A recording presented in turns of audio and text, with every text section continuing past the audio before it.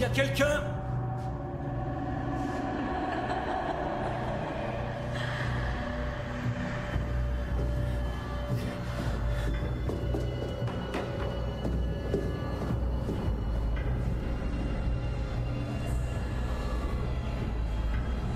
Oh, ce n'est que vous, Briggs.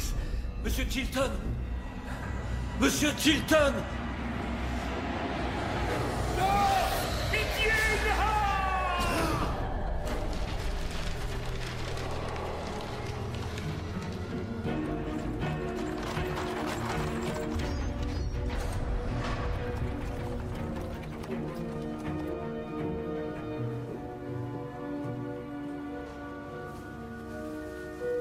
C'est Reginald Chilton, le représentant de Toronto Est au Parlement. Merci, lieutenant-gouverneur. Le malheureux. Quelle effroyable affaire. En effet, votre honneur. Dr. Grace? Il présente des fractures du crâne et un écrasement des cervicales. Une seule de ses blessures aurait pu le tuer. Des blessures caractéristiques d'une chute. Mon Dieu. Reginald. Inspecteur William Murdoch, maréchaussée de Toronto. Monsieur? Thaddeus Walsh, le secrétaire de la province. Je suis venu dès que j'ai su. Reginald était mon plus vieil ami. Selon vous, Monsieur Chilton avait-il des raisons de mettre fin à ses jours? Absolument aucune. Reginald avait réussi dans tous les domaines. Avait-il des ennemis? Bien entendu, comme tout homme politique digne de ce nom. Pourriez-vous préciser? Monsieur Chilton savait parvenir à ses fins. Je l'admirais pour cela. Ce n'était pas le cas de tous. Je vois. Merci, monsieur. Inspecteur. Briggs, le veilleur de nuit, c'est lui qui a alerté la police. Oui, c'est moi, mais ce n'est pas tout. J'ai vu ce qui l'a tué. Ce n'est pas un accident, mais un meurtre. Et pas commis par des êtres comme vous et moi. Comment cela? C'est l'œuvre d'un fantôme.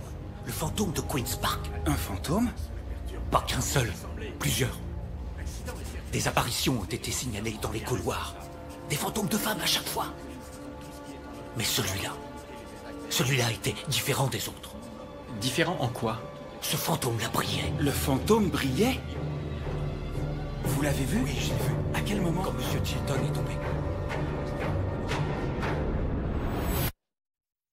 Un politicien mort, voilà qui va hérisser le poil de certains. Vous avez une piste? Oui, monsieur, un témoin oculaire, monsieur Briggs, le veilleur de nuit. L'affaire promet d'être rapidement bouclée. Ce n'est pas certain, monsieur. Briggs affirme que le meurtrier est un fantôme. Un fantôme? Qui zigouille un parlementaire? Je savais que Queen's Park était un repère de frappadingue, mais là, c'est le bouquet. De frappadingue? Un asile de cinglés. Bonjour, messieurs. J'ai appris pour Chilton. Je viens vous apporter mon concours en vous révélant tout ce que je sais. Et vous êtes? Samuel Jenkins, de la Gazette de Toronto. Un journaliste. Oui. Il se trouve que je menais une enquête sur les affaires de Chilton. Je vous en prie. Si je ne m'abuse, vous avez déjà écrit sur Chilton par le passé. Oui, quel dommage de perdre une mine d'or telle que lui. Vous vous souvenez des abattoirs d'Eastern Avenue qui déversaient leurs déchets directement dans la baie d'Ashbridge? Parfaitement. Ils ont failli provoquer une épidémie de choléra. Il lui appartenait. Une fois l'affaire révélée par mes soins, il a prétendu avoir vendu l'entreprise pour entrer en politique. Il a prétendu? Chilton usait de son statut de commissaire territorial de la province pour pousser le gouvernement à racheter le terrain sur lequel elle se trouvait, à un prix quelque peu excessif. Pour la nouvelle station d'épuration. Quel était son intérêt? Le terrain appartient à une société anonyme. L'adresse est une boîte postale. Le conseil d'administration est composé de 2 proches amis de Chilton.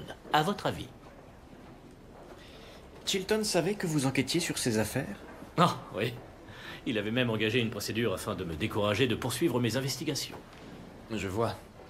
Eh bien, Chilton étant mort, vous n'avez plus de crainte à avoir quant aux suites juridiques. Oh, c'était un dragon d'opérette. Il ne serait jamais allé jusqu'au bout.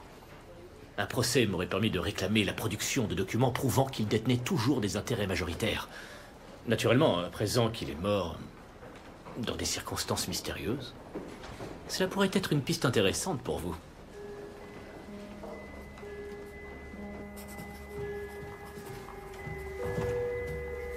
Je les ai tous vus. Oh, monsieur Briggs. Il y a la grande toute mince aux longs cheveux fous qui arpente les couloirs du 3e en flottant dans sa robe de chambre. Une jeune fille en robe à carreaux et qui la relève jusqu'au-dessus de sa tête pour cacher son visage.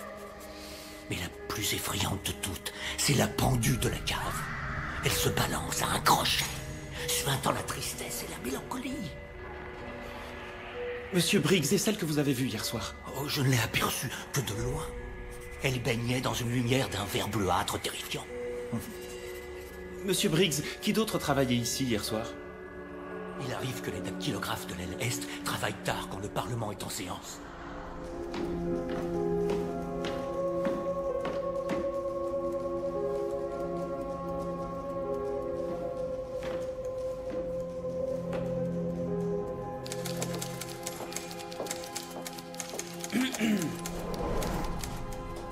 Oui, nous sommes restés tard afin de terminer des rapports pour Monsieur Chilton. Auriez-vous remarqué quoi que ce soit d'inhabituel? Qu'entendez-vous par là?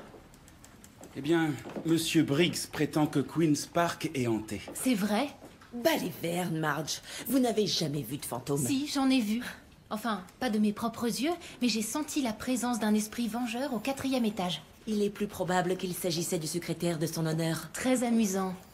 À votre place, je ne ferai pas grand cas de ce que Monsieur Briggs raconte. Il a une légère fuite au niveau de la cafetière. J'en ai vu un. Hier soir, au moment où je partais.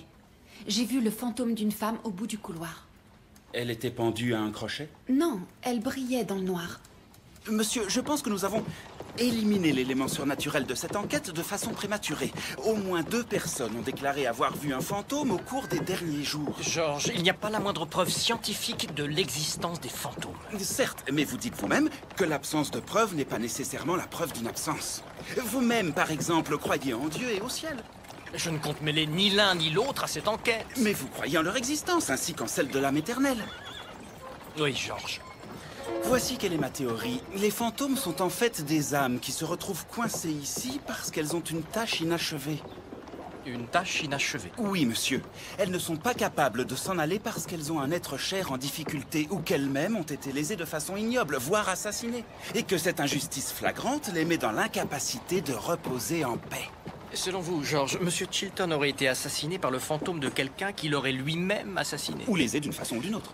Oh, c'est une théorie très intéressante. Merci, monsieur. Si nos ressources étaient illimitées, je vous permettrai avec plaisir d'explorer cette voie. En attendant, je veux que vous appreniez ce que le docteur Grace a pour nous. Merci. Son occiput a été enfoncé et sa nuque brisée au niveau de la première vertèbre. Donc c'est la chute qui l'a tué. Oh oui. Ce qui est intéressant, c'est qu'étant donné la position de son corps, il semble qu'il soit tombé de la balustrade à la renverse. Comme si quelqu'un ou quelque chose l'avait fait reculer de force. Quelque chose? Selon ma théorie, il se pourrait qu'un esprit vengeur soit responsable de cette mort. Un fantôme? Je sais ce que vous pensez, mais il est quasiment de notoriété publique que Queen's Park est hanté. Oui, je l'ai entendu dire. Et un témoin affirme avoir vu un fantôme hier soir quand Monsieur Chilton a fait sa chute. Est-ce que l'inspecteur Murdoch envisage cette possibilité? Il est légèrement réfractaire à ce genre d'hypothèse. Quoi qu'il en soit, vous ne devriez pas abandonner cette piste. Vous croyez vraiment? J'ai participé à des expériences scientifiques qui comportaient des excursions extracorporelles dans l'autre monde. Extracorporelles? Oui. Nous avons prouvé qu'il était possible d'entrouvrir les grilles de l'au-delà sans y pénétrer totalement. Émilie, cela cadre parfaitement avec ma théorie selon laquelle les fantômes ne sont en fait que des esprits qui ne sont pas encore prêts à franchir ces grilles. George, vous devriez poursuivre dans cette voie. Je doute que l'inspecteur Murdoch m'en donne la permission. Il vaut peut-être mieux demander pardon plus tard que la permission maintenant. Ce journaliste avait bien levé un lièvre. La société qui possède les terrains de la baie d'Ashbridge est détenue par une autre société anonyme. Un masque sous un masque. Chilton était non seulement homme d'affaires, mais avocat avant d'entrer en politique. Il savait comment monter une telle combine. Ça pourrait même être la clé de l'énigme. Que Chilton ait soigneusement dissimulé son nom afin de couvrir ses activités pourrait expliquer que lui ait voulu commettre un meurtre. Mais en aucune manière qu'on ait voulu l'assassiner, lui. Et ce fameux journaliste? Il prétend qu'il travaillait au bouclage du journal au moment du meurtre. Messieurs, j'ai découvert une information qui me paraît de la plus grande importance. On vous écoute, George? Elle se rapporte à la théorie que je vous ai exposée tantôt, inspecteur. Quelle théorie? L'agent Crabtree croit que M. Briggs a raison de penser que notre coupable est un esprit qui réside à Queen's Park. Un esprit. Veuillez m'écouter, messieurs. Je me suis rendu aux archives afin d'étudier l'histoire du Parlement provincial. Mon idée étant que si le bâtiment avait été construit sur un cimetière, cela expliquerait pourquoi les morts sont en colère d'avoir été tirés de leur sommeil. Oh, George. Mais ce que j'ai découvert est bien plus intéressant. Fort bien. Je mords à l'hameçon. Il y a 30 ans, le terrain sur lequel se dresse aujourd'hui le Parlement provincial était occupé par un asile d'aliénés pour femmes. Et alors? Alors? Ça explique pourquoi Queen's Park est hanté. Quelle âme est la plus à même de languir dans les affres et le tourment que celle d'une femme privée de raison?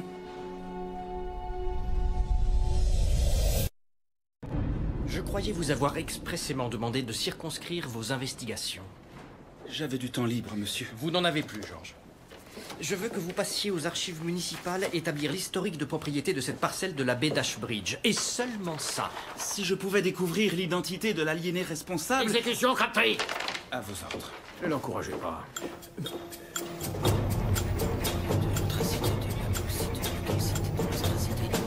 Merci. Georges, quelle agréable surprise. Quel bon vin vous amène. Je venais requérir votre aide pour le meurtre sur lequel nous enquêtons. Avec plaisir. Que désirez-vous? Je cherche des renseignements sur l'ancien asile d'aliénés pour femmes. Y aurait-il un lien entre cet établissement et une enquête criminelle? C'est une possibilité. De vous à moi, docteur, certains éléments suggèrent qu'un fantôme serait impliqué dans l'affaire. Un fantôme? Cette voie de recherche n'a toutefois pas encore été agréée par l'inspecteur Murdoch. Je vois. En quoi puis-je vous aider? J'espérais pouvoir examiner les dossiers concernant les femmes qui ont été internées. J'imagine que leurs dossiers médicaux ont dû les suivre quand ces malheureuses ont été transférées ici. Remettez ce mot à Clifford aux archives et il vous aidera. C'est magnifique. Merci, docteur. Docteur Garland. Agent Crabtree. Pardon. Bonjour, Julia. Eh bien, Darcy, il semble que ce soit la journée des visites inattendues.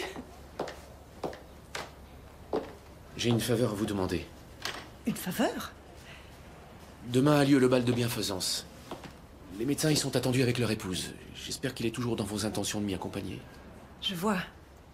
J'ai conscience du caractère embarrassant de la situation, mais nous étions convenus de ne pas révéler à la direction de l'hôpital nos nouveaux arrangements. Cela me rendrait infiniment service. C'est entendu. Oui, bien sûr, je vous accompagnerai, Darcy. Nous en aurons bientôt fini avec cette comédie. Dans 8 jours, cela fera 1 an que je suis administrateur en chef. À ce moment-là, je me trouverai bien plus en sécurité. Il sera moins facile de me démettre. Ils ne vont pas vous renvoyer. Le docteur Lamotte vous trouve merveilleux. C'est moi qui porterai le poids du scandale de ce divorce, comme il se doit. Quand passez-vous me chercher? À 19h? Parfait. Et Darcy, n'ayez aucune crainte. Je vous promets d'être une épouse modèle.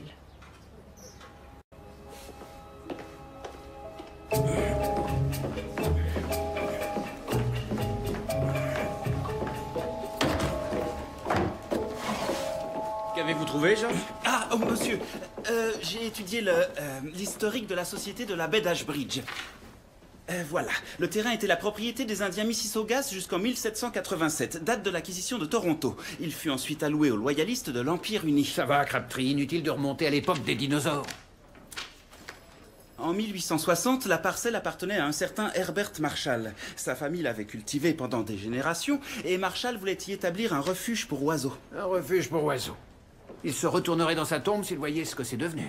Comment ce terrain s'est-il retrouvé à abriter des abattoirs? Après le décès d'Herbert Marshall, il est revenu à sa fille Abigail. Quand elle est morte, il est allé à son mari, Thaddeus Walsh. Le secrétaire de la province. Oh, oh, oh. Qui l'eût cru?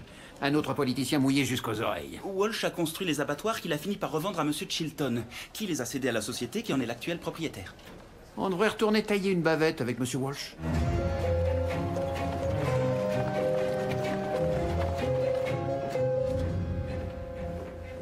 J'ai fait construire les abattoirs, en effet. C'était le meilleur usage qu'on pouvait faire du terrain à l'époque. Pas un sanctuaire pour oiseaux, alors? Un sanctuaire pour oiseaux dans l'enceinte de la ville, c'est ridicule. Les villes sont faites pour les humains, pas pour les oiseaux. Quoi qu'il en soit, j'ai tout revendu à Reginald quand je me suis présenté aux élections. Vous n'avez pas conservé d'intérêt dans la société? Pas le moindre. Pourtant, vous avez appuyé la proposition de Chilton de faire racheter les terrains de la baie d'Ashbridge par le gouvernement à un prix exorbitant. Une belle paire de larrons. Si on mettait notre nez dans ces sociétés anonymes, on risquerait d'y voir apparaître vos deux noms.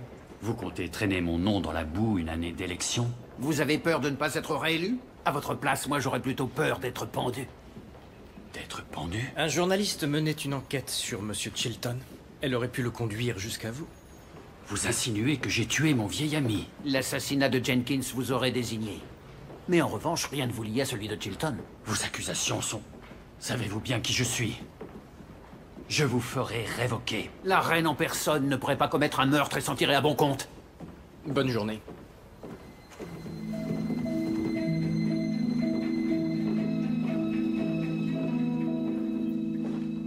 Captain, voyez ce que vous pouvez dégoter sur ces sociétés anonymes au registre du commerce. Rapportez les dossiers ici et faites preuve de la plus grande prudence. Il s'agit de voir si les noms de Chilton ou de Walsh n'y sont pas habilement dissimulés. À vos ordres.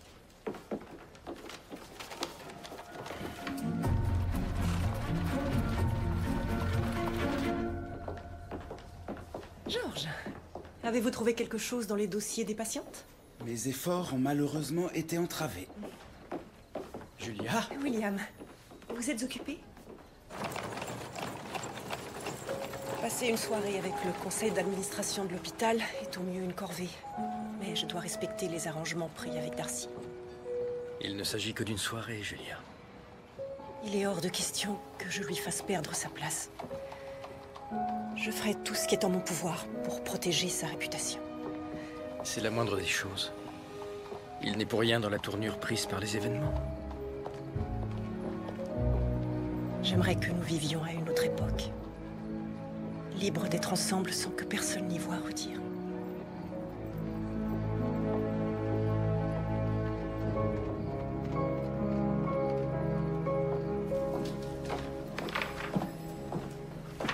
L'inspecteur Murdoch est là? Non, il est sorti avec le docteur Ogden en me laissant ici faire des recherches inutiles. Eh bien, j'ai fait une merveilleuse découverte qui devrait vous remonter le moral. Et peut-être obliger l'inspecteur Murdoch à partager votre point de vue. Ah, non, même un équipage de chevaux de labour ne pourrait pas le faire bouger. J'ai relevé un fort taux d'adrénaline dans l'analyse sanguine de la victime. Il n'est pas rare de trouver de forts taux d'adrénaline chez les victimes de meurtre. Mais celui-ci est particulièrement élevé. Qu'est-ce que ça signifie? La victime sécrète de l'adrénaline quand elle ressent un choc psychologique intense. Comme lorsqu'on voit un fantôme? George, votre théorie mérite plus d'intérêt que ne lui en accorde l'inspecteur Murdoch. Emily, regardez ceci. J'ai les dossiers médicaux complets de toutes les patientes internées dans cet asile. Je suis convaincu que leur étude me permettra d'identifier les fantômes qui ont été aperçus. On devrait essayer de les voir par nous-mêmes. Vous voulez qu'on passe la nuit à Queen's Park? Vous finissez bientôt votre service. Et s'ils ne se montrent pas, ils sont timides par nature. On aura peut-être de la chance. J'ai une meilleure idée. On va en capturer un. C'est notre fameux appareil photo de contrôle. Il va prendre un cliché toutes les 10 secondes. Il est possible de prendre des photos dans un endroit aussi sombre? Oui, en réglant la vitesse d'obturation sur 1 seconde. George, nous n'avons jamais parlé de ce qui s'est passé le jour de l'évacuation. Je m'excuse d'avoir ainsi dépassé les bornes. Seulement sur George, l'instant... vous n'avez pas dépassé les bornes. Je croyais que nous allions mourir et... Vous embrasser était hautement présomptueux de ma part. J'étais ravie que vous le fassiez. Ravi? Enchantée même. J'entendais pas. Ce n'est probablement que le veilleur de nuit. Non, il vient de partir de l'autre côté. Comment?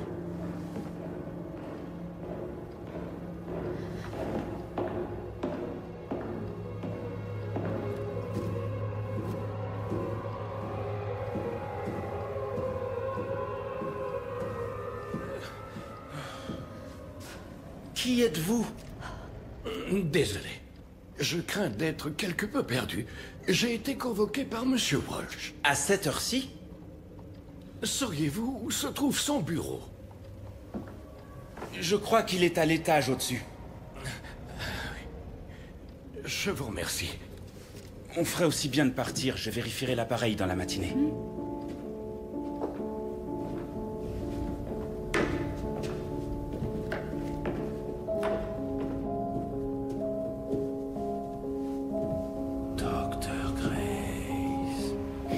Vous avez peur? Non, pas le moins du monde. Si les fantômes ne sont que des âmes errantes, ils sont plus à plaindre qu'à craindre. Georges.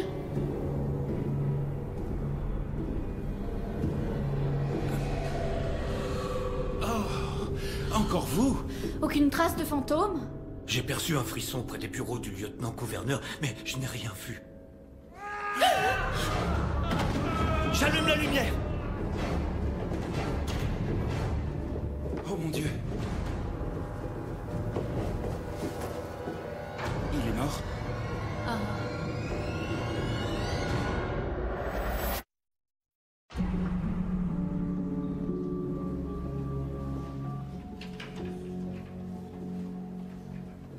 Vous êtes arrivé bien vite, docteur. Qui a découvert le corps? C'est moi, monsieur. Vous, Georges? Que faisiez-vous là? J'installais l'appareil photo de contrôle. Pourquoi? Pour essayer de capturer la preuve d'une activité paranormale. Georges, je croyais vous avoir dit de laisser tomber tout ça. C'est moi qui l'y ai incité, inspecteur. Dr. Grace. Je trouve la théorie de l'agent Crabtree tout à fait digne d'intérêt. Je suis surprise que ce ne soit pas votre cas, étant donné votre expérience personnelle. Bien. Qu'avez-vous découvert? La mort est peut-être due à un traumatisme crânien, mais je ne pourrai l'affirmer qu'après un examen minutieux du corps. L'avons-nous identifié? Pas encore. Il se trouve qu'il nous a parlé peu de temps avant sa chute, et il nous a demandé où se trouvait le bureau de Thaddeus Walsh. J'ai trouvé ceci dans ses poches. Nous devons parler. Passez ce soir dans mon bureau de Queen's Park. Ne le dites à personne. T. Walsh.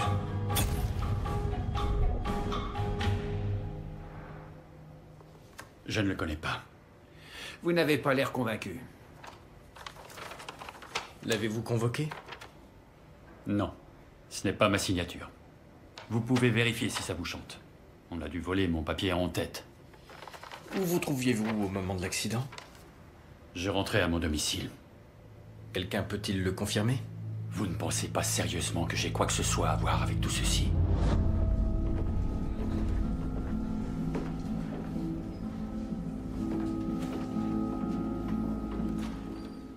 Il est lié à ces deux morts, d'une manière ou d'une autre. Ça ne fait pas l'ombre d'un doute. Suivons la piste financière et on découvrira le poteau rose. Continuez à éplucher ces dossiers. Il y a forcément quelque chose qui relie Chilton à Walsh. À vos ordres. Je sais que vous ne voulez plus entendre parler d'apparition, mais il faut que je vous montre quelque chose. De quoi s'agit-il? C'est une photo prise par l'appareil de contrôle que j'avais installé à Queen's Park. Je crois qu'il s'agit de notre fantôme. Ce n'est pas un fantôme, Georges. Alors qu'est-ce que c'est? Excusez-moi, monsieur l'agent. Mon mari a disparu. Oh, Seigneur. Non, Hansel. Pourriez-vous nous donner l'identité complète de votre mari, je vous prie? Docteur Hansel Fraser. Quand avez-vous vu votre mari pour la dernière fois, Madame Fraser?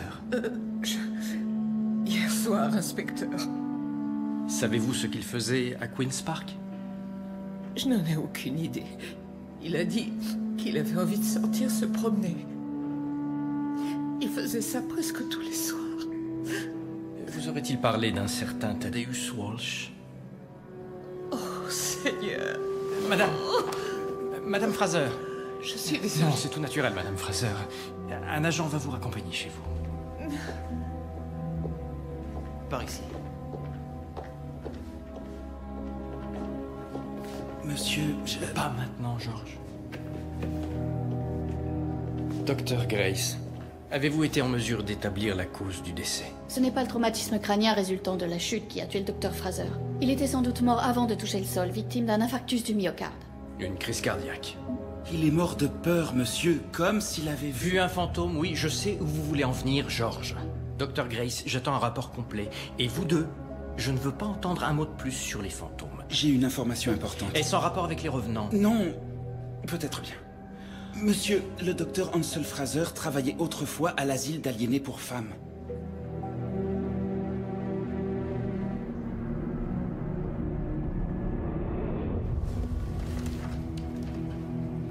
Je mène une enquête indépendante qui repose en partie sur ces dossiers. Je sais ce que vous allez dire, mais je suis convaincu que cet ancien asile est en relation avec ces morts. Voyez si vous trouvez un lien avec Monsieur Chilton dans ces dossiers. Bien, monsieur.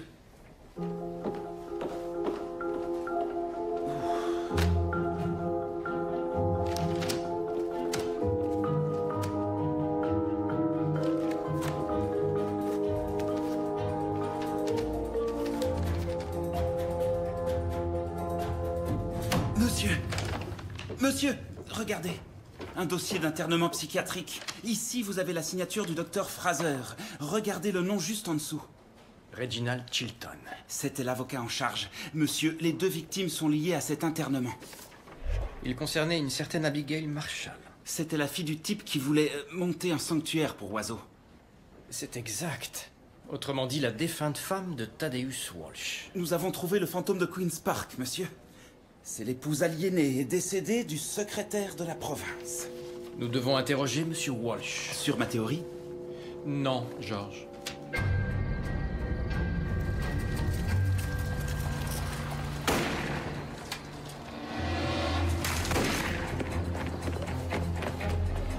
Non! C'est impossible!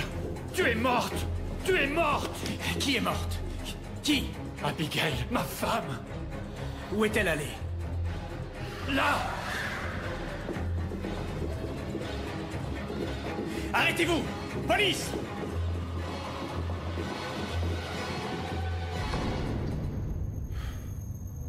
Vous me croyez à présent?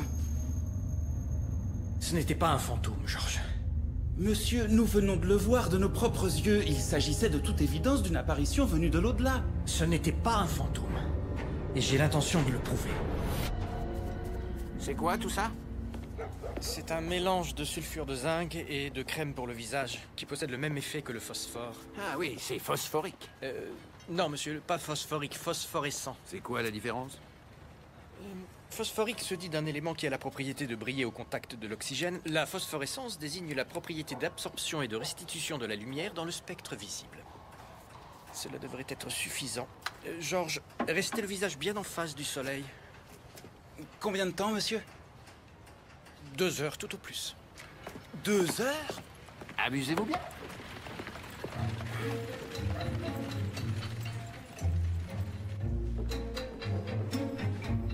Murdoch, je vous présente notre cobaye. Très bien. George, veuillez vous asseoir.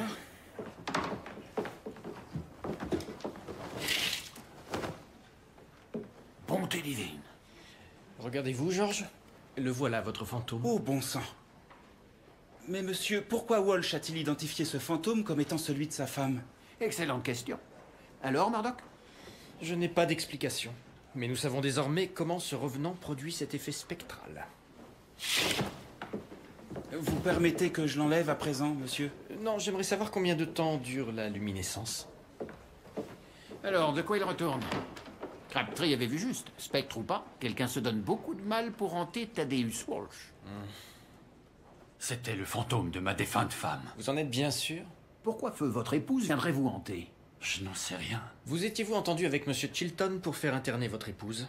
Et aviez-vous fait en sorte d'obtenir l'accord du docteur Fraser? Mon épouse était une femme très perturbée. Qui était sur le point de transformer un terrain de grande valeur en sanctuaire pour oiseaux. Cela n'avait rien à voir avec ce terrain.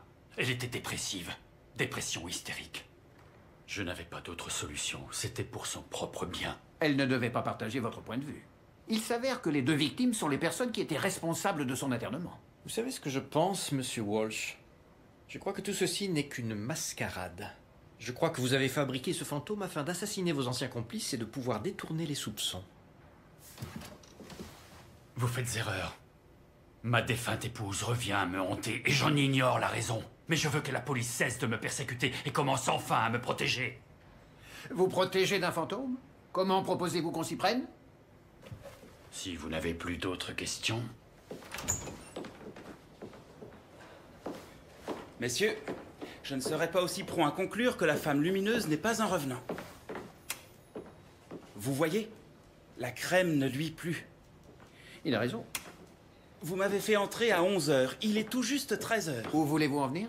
J'en déduis que la crème fait effet moins de 2 heures. Les apparitions ont toutes eu lieu 3 à 5 heures après le coucher du soleil. Alors, Murdoch, voyez-vous une autre concoction susceptible de luire pendant au moins 5 heures? Aucune ne me vient à l'esprit. Se pourrait-il qu'elle se soit chargée de lumière sous une ampoule électrique? Non, l'intensité d'une ampoule électrique ne serait pas suffisante. Alors dans ce cas, il ne peut s'agir que d'un fantôme. Ça me fait mal de l'admettre. Oh, voyons, vous ne pouvez pas être sérieux. Ça brille, ça ressemble à Abigail Marshall, et je ne crois pas qu'il s'agisse d'une manigance de Thaddeus Walsh. Creusez ça, Crabtree. Trouvez tout ce que vous pouvez sur Abigail Marshall et cette histoire de fantôme. À vos ordres. Vous l'encouragez, monsieur. Émilie! Ils se sont enfin résolus à soutenir mon enquête sur le fantôme. Enfin, l'inspecteur Brackenridge, du moins. Voilà une excellente nouvelle. Je prévois de retourner à Queen's Park avec l'appareil de contrôle, si le cœur vous en dit. Oh, naturellement. Mon travail peut attendre. Comment comptez-vous faire pour obtenir une image plus nette? Eh bien, je vais agrandir l'ouverture et raccourcir le temps d'exposition. Émilie, qu'est-ce que c'est? Quoi? Il y a quelque chose qui brille. Oui, c'est exact. Ça provient du docteur Fraser.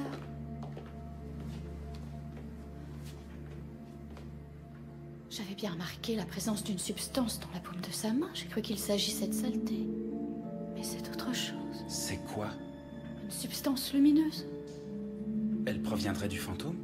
Les fantômes ne sont pas constitués de matière. Oui, bien sûr, vous avez raison. Nous devrions avertir l'inspecteur Murdoch.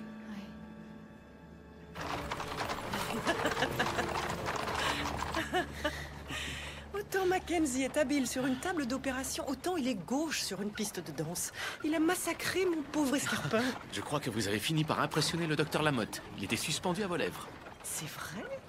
J'aurais dû profiter du fait qu'il était sous mon charme pour lui présenter tout l'intérêt d'une clinique de contrôle des naissances. J'ai passé une merveilleuse soirée. Merci d'être venu. À votre service, Darcy. Ravi que vous me l'ayez demandé. J'avais oublié combien j'apprécie votre compagnie. Allons.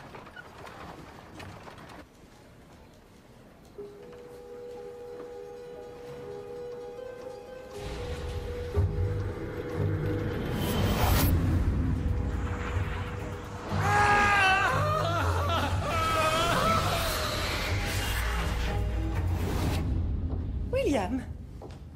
Julia, bonté divine, vous êtes renversante. Merci beaucoup, inspecteur. Je venais simplement vous souhaiter bonne nuit. Le bal s'est bien passé. Ce n'était pas trop pénible. J'ai survécu. Qu'est-ce qui produit cette luminescence? Oh, c'est une substance que je n'avais encore jamais vue. On l'a relevée sur les mains de notre dernière victime. J'ai bien une hypothèse, mais c'est impossible. Oh, regardez. Mon hypothèse est qu'il s'agirait d'un mélange dont l'un des ingrédients serait de la poussière de radium. C'est remarquable. Mais qui à Toronto pourrait avoir accès à un élément aussi rare? J'ai lu un article sur un chercheur parti à Paris interroger Madame Curie au sujet de ses travaux sur le radium. Un chercheur de Toronto? En ce moment? Vous vous souvenez de son nom? Oui, un instant, c'est le professeur Paul Mantis. Aussi incroyable que cela paraisse, ce mélange semble contenir la substance même sur laquelle je travaille. Du radium? Oui. Je développe actuellement une peinture à base de radium. Dans quel but? Une société aux États-Unis espère fabriquer un jour des montres de gousset à cadran lumineux. Professeur Mantis, quelqu'un en dehors de vous a-t-il accès à ces produits? Non, je travaille entièrement seul. Le processus de fabrication exige la plus grande méticulosité, ainsi que vous pouvez l'imaginer. Je savais que ce n'était pas un fantôme. Non. La substance utilisée par notre prétendu fantôme est un mélange de crème de beauté, d'eau et de radium. Et c'est quoi le radium? C'est un élément récemment découvert qui a la particularité d'émettre une luminescence persistante. Notre revenant a dû appliquer la crème de beauté sur son visage et trouver le moyen d'imbiber ses vêtements de radium. Comment se l'est-elle procurée? Je n'en ai aucune idée. C'est très rare et très difficile à produire. Pour tout vous dire, nous ne connaissons qu'un seul chercheur qui travaille avec. Messieurs, j'ai découvert une information qui me paraît d'importance. À savoir? Au moment de son internement à l'asile, Abigail Marshall était enceinte de plusieurs mois. Oh. Elle a eu l'enfant? Le dossier stipule simplement que la phase de travail avait commencé. Le paragraphe suivant indique qu'elle est décédée 2 jours plus tard. Elle est morte en couche. Avec son bébé? J'ai consulté les registres de l'état civil et ils ont bien trace d'une naissance. Une fille, Lorraine. Le détail intéressant, c'est que la signature sur le certificat de naissance est celle d'Imogen Fraser. L'épouse de notre seconde victime. Tout à fait. À l'époque où le docteur Fraser dirigeait l'asile d'aliénés, sa femme en était l'infirmière en chef.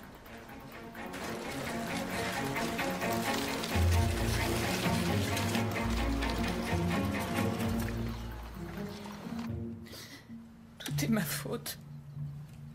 Hansel est mort à cause de moi. Et comment cela? Jamais je n'aurais imaginé qu'elle ferait une chose pareille. Je pensais simplement qu'elle avait le droit de savoir qui elle était, de savoir qui était sa mère. Pardonnez-moi, Madame Fraser, mais de qui donc parlons-nous? De Lorraine. La fille d'Abigail Marshall. C'était donc vous. Vous lui avez enlevé l'enfant? Je n'ai fait qu'obéir aux ordres. Qui vous les avait donnés? Cet avocat, ce Monsieur Chilton. Abigail était inconsolable. Ce bébé était tout ce qu'elle avait en ce monde. 2 jours après que nous lui avons arraché Lorraine des bras, Abigail s'est pendue. Mais pas avant d'avoir écrit une lettre à cet enfant qu'elle ne connaîtrait jamais. Vous êtes allé trouver Lorraine? Oui. Pour lui remettre la lettre. Ainsi qu'une photographie de sa pauvre mère. C'est son portrait craché.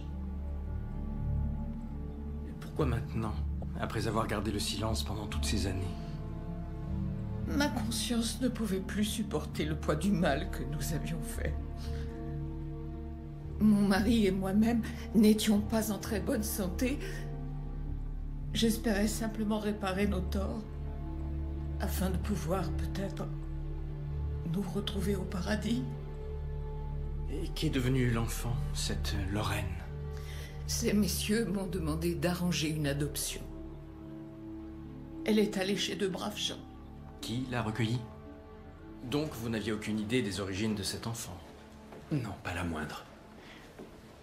Ma femme et moi avons élevé Lorraine comme si c'était notre fille. Savez-vous où elle se trouve actuellement, professeur? Elle est sur son lieu de travail. À savoir? Elle travaille à Queen's Park, elle est dactylographe.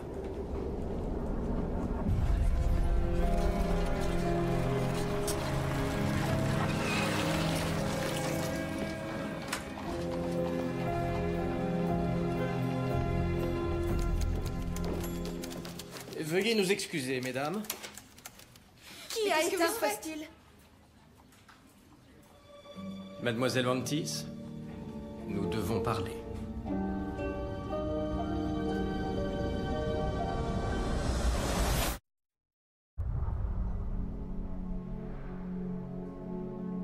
Est-ce que ça ressemble au délire d'une pauvre folle? Non, pas le moins du monde. Ils l'ont enfermée dans cet endroit épouvantable. Ils lui ont volé sa vie. Et pourquoi? Un misérable lopin de terre. Alors vous avez décidé de vous venger? J'avais entendu parler des fantômes de Queen's Park. Je savais que 2 des responsables y avaient leur bureau. Et vous saviez que votre père adoptif travaillait avec du radium? Je voulais les hanter sous la forme du fantôme de ma mère. Leur faire ressentir la terreur qu'elle avait dû éprouver tous les jours dans cet horrible endroit. Mais je n'avais pas l'intention de les faire mourir. Vraiment? C'est leur propre culpabilité qui les a tués. Je n'ai pas touché Chilton, il est tombé tout seul. Et le docteur Fraser? Lui, je ne sais pas ce qui s'est passé. Il a juste porté la main à sa poitrine et il est tombé dans l'escalier. Le seul que j'avais l'intention de tuer, c'est Walsh. Votre père? Il n'a jamais été mon père. Qu'est-ce qui m'arrive? Elle va mal, on dirait. C'est peut-être ce radium dont elle s'est barbouillée. C'est une découverte très récente. Nous en ignorons presque tout. Est-ce qu'on va l'inculper? Je ne vois pas sous quel motif. Celui que je voudrais inculper, c'est ce Thaddeus Walsh. Il y a peu de chance. Cela dit, sa carrière politique est définitivement ruinée. Peut-être, il n'empêche que parfois il n'y a pas de justice. Un verre? Pour un peu, j'accepterai. George, nous pourrions peut-être retourner à Queen's Park pour essayer de capturer un des vrais fantômes sur pellicule. Malheureusement, l'inspecteur Murdoch s'est montré on ne peut plus clair sur le fait que je ne devais plus utiliser l'appareil de contrôle pour des activités extra-professionnelles. Il est allé jusqu'à le mettre sous clé. Oh, comme c'est dommage. Ceci étant, Émilie, j'ai entendu dire qu'un groupe de soldats de la guerre de 1812 hantait les rives de l'étang Grenadier. Seriez-vous par hasard tenté par une excursion à Hyde Park? Il se trouve que je suis libre ce soir. Magnifique. Malheureusement, nous n'avons pas l'appareil de contrôle pour surveiller à notre place. Nous allons devoir trouver un moyen de rester éveillés.